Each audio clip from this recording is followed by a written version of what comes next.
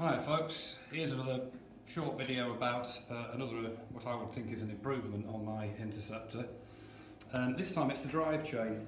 This is the original drive chain on the bike, which is a DID chain. I think it's made in India, and this came with the bike, and this chain's done just over 5,000 miles, as is the rest of the bike. And as you can see, I would not describe that as a particularly attractive chain. It's quite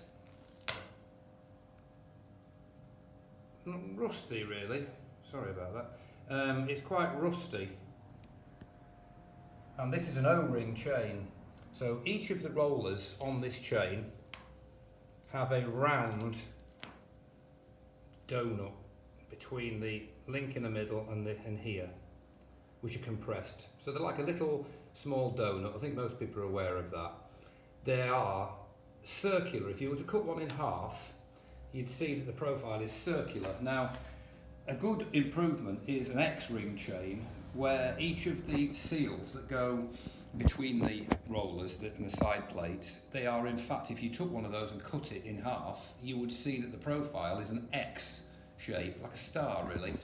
And what that does is to reduce the amount of friction that each seal causes. Now, this chain has 100 links, and each one of them has got 2 of these donuts.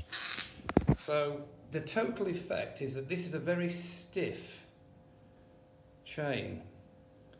You can feel it when you move it. It's very stiff because there's a lot of resistance. So power is being essentially, it's being wasted by the chain itself, just to make the thing go round and round. So with an X-ring chain, I bought one on eBay. I paid 73 quid for it, but the same eBay seller is now selling the exact same chain at 56 quid. And here it is on the bike. Now, if you look at that, I think most people would agree that that is a more attractive looking chain, and you can see it, when it's on the centre stand and so on. It is visible, and it's a lot nicer. Now, I didn't use the riveted link. I wanted to just get it on myself and not take it to a bike shop. I think on a low performance bike, 49 brake horsepower is it, a spring link is absolutely fine. So that's what I've done, look. I bought a spring link there, which is absolutely fine.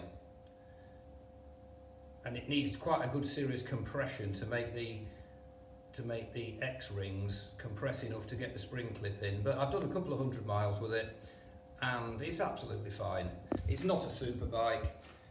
Okay, on the length of a chain, you've got one dark looking ring, one dark link. So I can live with that. Now, the good thing about this is the chain is, I can't take it off now obviously, but the chain is very flexible compared to the other one.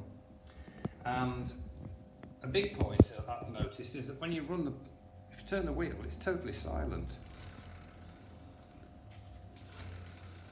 There's no, I know it's new, but you don't get chain rattle or any sort of noise at all. And it's a lot nicer to look at. So I'll put links in the comments below to the chain itself and the spring link. It's a DID spring link. It's a bit fiddly getting it in. I had to actually run a drill bit through the plate that the spring clip fits on top of. Just not a drill, a file. Just got a round file because I just couldn't get the legs of the joining link to actually go through the holes. I did contact the seller about it and didn't get any response, but I got it in. It's just very, very tight fit really, and it's easier doing it yourself than taking it to a bike garage and then obviously having to pay them to do it and wait while they use a riveter and so on. So I really do think on a bike of this performance level, I don't think it's essential to have a riveted link put in, although you do get one with the chain.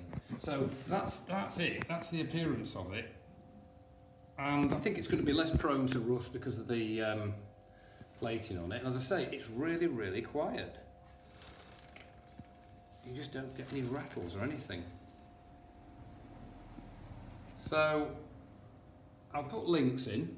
Again, I'm not saying that, you know, it's I'm not saying it's the best thing to do. I'm just saying that that is something that you may want to do, and it's a fairly low cost improvement. In fact, I think it's cheaper than the chains, you know, the genuine Royal Enfield chains. And the comparison, you know, it's quite dramatic, really.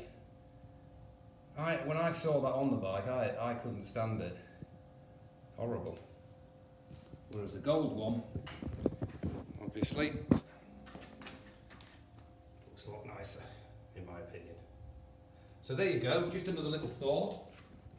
I'm not saying it's for everybody, and I'm not saying that I'm being a Mr. Clever Clogs or anything. It's just a few little tweaks, low-cost things that you can do, and it's a very smooth chain to drive with as well, and quiet.